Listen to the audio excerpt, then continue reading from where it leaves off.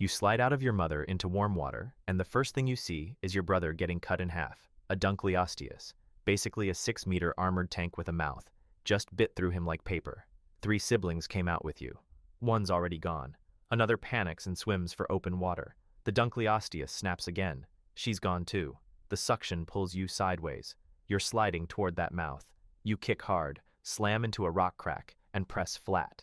The monster drifts past. Its eye scans the bottom, decides you're not worth it, keeps moving. You're tiny, soft, your teeth are useless, and 2 of your siblings just disappeared in front of you. Welcome to the ocean, 370 million years before humans. Everything here has armor, fangs, or size. You have none of that. But predators won't be what kills you. Something is going to grow out of your back, something you can't remove, something so stupid that scientists 300 million years later will still be arguing about why it exists. And it's going to ruin your entire life. Skip forward a few months. You're hungry, always hungry. Your teeth can barely grip a shrimp. Can't crack shells, can't tear anything. So you sit near the bottom like a loser, wait for something soft to float by, and vacuum it in. You spot a small crustacean crawling across a rock. You lunge, miss. It scurries into a crack. You try again on the next one, miss again, third try. You catch it, one tiny shrimp. That's breakfast, lunch, and dinner. Then a Cletosalac, a fast shark with a crescent tail, twice your size, drops from above. Circles you once, twice. You flatten against the rock. Don't move, don't breathe. After 10 seconds, it peels away. Not because you scared it, because you're too small to bother eating. Congrats. You survived because you're not worth the calories. Enjoy that while it lasts. Now the water tries to kill you differently. You're cruising the lagoon floor and suddenly your gills stop working. Not broken.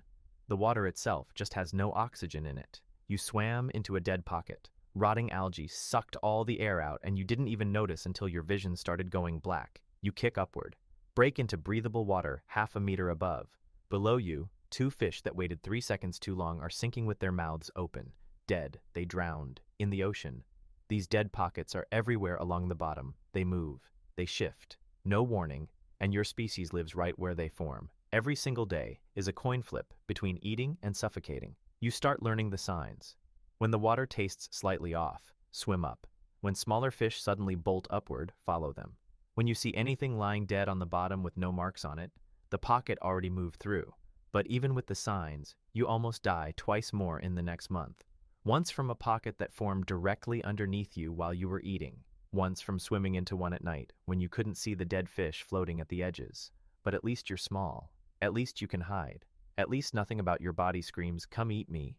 That's about to end. Skip forward 2 years. Something is growing out of your back. It starts as a lump behind your head. Gets bigger every day, heavier. Within weeks it becomes this flat-topped thing sticking straight up, shaped like an anvil on a stick. Sharp little spikes cover the top.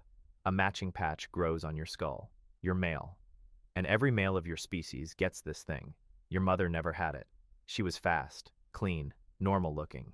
You look like someone stuck a table on a fish. The drag is instant. Swimming feels like pushing through mud. You used to be quick between rocks. Now you lumber. Every predator that ignored you before starts paying attention.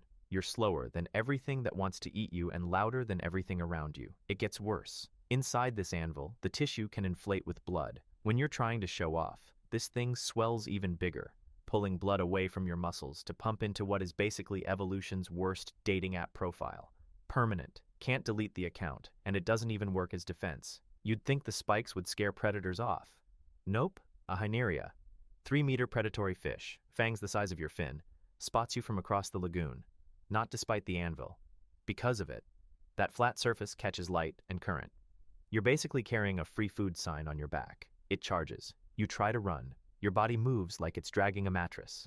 Every tail stroke fights the anvil catching water behind you. You're burning twice the energy going half the speed.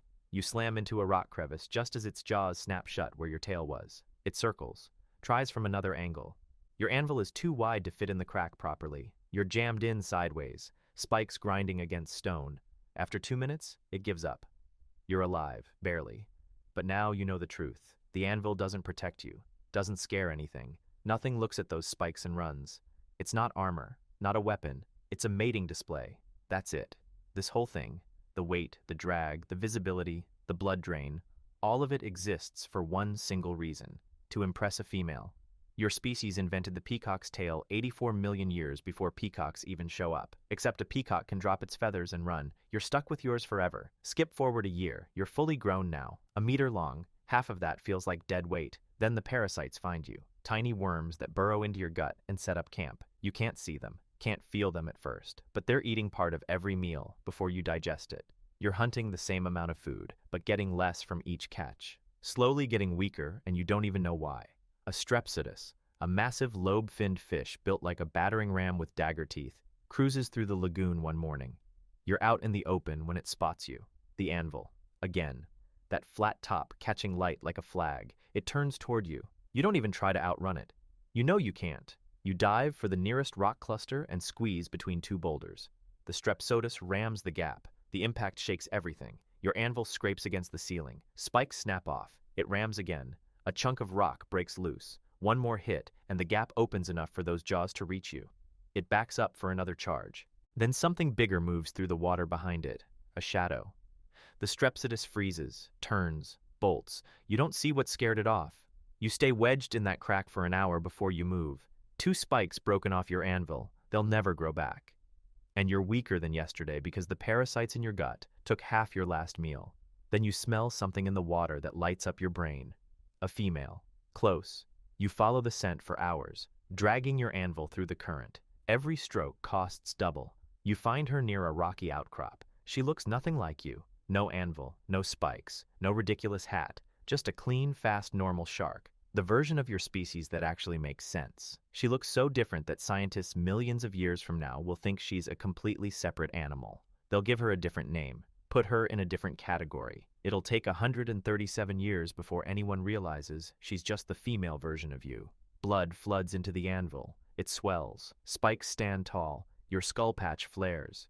Everything you've been carrying, everything that's almost gotten you killed. This is the moment it's supposed to pay off. She watches.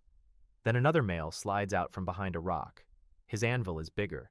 His spikes are taller.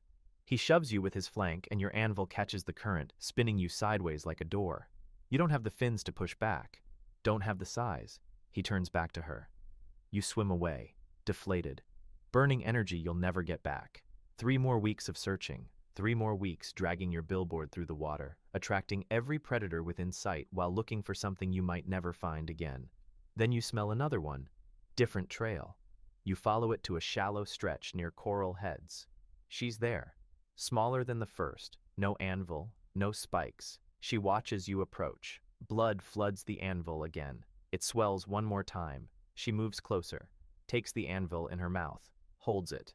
For 30 seconds, you're not the slowest thing in the lagoon. Not a joke, not prey. This exact moment, her jaw on your anvil will be frozen in rock and discovered 325 million years later. The oldest evidence of mating behavior in any shark-like creature ever found. 30 seconds. Then she lets go. Swims away. Gone. That's it. That's what the anvil bought you. Years of dragging it around, getting rejected once, almost dying 6 times, all for 30 seconds. Skip forward 6 months. You're old now. The anvil is heavier than ever. Teeth worn down to nothing. Hunting takes longer every day. You're moving along the bottom when the water goes dead. Another dead pocket. You've survived hundreds of these. Same move. Kick up, find air, wait it out. But this one is massive. Left, dead water. Right, dead water. Behind you, dead water. The only exit is straight up into open water where there's nothing to hide behind. You kick. The anvil fights every stroke. Gills pumping nothing. Vision going gray. You're dragging a flat-topped anchor upward while your body shuts down around you. You break through. Air floods in. 2 seconds of relief. A Hyneria is cruising the edge of the dead pocket. This is its hunting strategy. Just wait for something desperate to come gasping up from below. And right now, something slow, heavy, and exhausted just popped up with a giant flat target on its back. It hits you from the side you can't see. Fangs punch through the anvil and crack your spine underneath. The thing you carried your entire adult life. The thing that slowed you down, made you visible, drained your blood every time it inflated, breaks apart in a predator's mouth like wet paper. One shake. Done. Your species will carry that anvil for 84 million years. Survive 2 mass extinctions. Outlast Dunkleosteus. Outlast every armored fish on the planet. Then the warm shallows will shrink. The oceans will cool. And the species that bet everything on the dumbest hat in evolutionary history will quietly disappear. No asteroid, no volcano, just a slow fade while carrying an accessory that made every male slower, louder, and easier to kill.